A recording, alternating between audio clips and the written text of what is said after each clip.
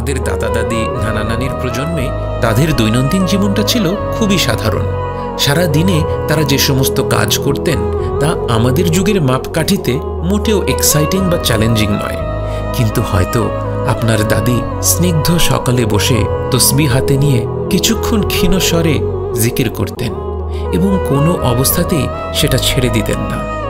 হয়তো আপনার নানা মাগরিবের ওয়াক্ত হলেই কাঁপা কণ্ঠে থেমে থেমে কোরআন তেলাওয়াত করতেন।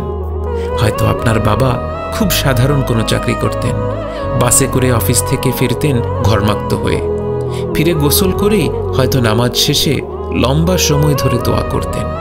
দোয়া করতে করতে মাঝে মাঝে কেঁদে ফেলতেন। ভাইয়েরা, এই মানুষগুলোর নাম কোনো স্মৃতিস্তম্ভে খোদাই করা নেই, তাদের নামে কোনো উইকিপিডিয়ার পেজ খুঁজে পাওয়া যাবে না।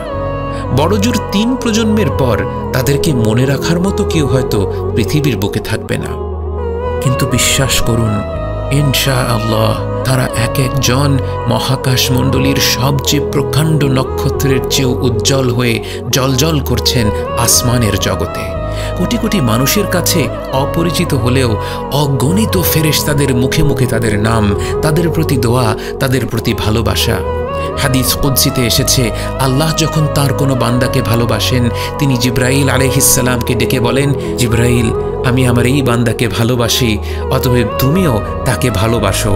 এবং জিব্রাইল আলাইহিস সালাম তখন সেই বান্দাকে পরিপূর্ণভাবে ভালোবেসে ফেলেন এবং এরপর তিনি আসমান সমূহে ঘোষণা দিয়ে বলেন, আল্লাহ সুবহানাহু ওয়া তাআলা এই বান্দাকে ভালোবাসেন, অতএব তোমরা সবাই তাকে ভালোবাসো। এবং আসমানি জগতের সকল সৃষ্টি সেই বান্দাকে ভালোবাসতে শুরু করে। এবং বুখারীর হাদিসে এসেছে, আল্লাহ রাসূল সাল্লাল্লাহু আলাইহি ওয়াসাল্লাম বলেন, আল্লাহর কাছে সবচেয়ে প্রিয় আমল হলো যা নিয়মিত করা হয়, যদিও কিনা তা ছোট হয়ে থাকে।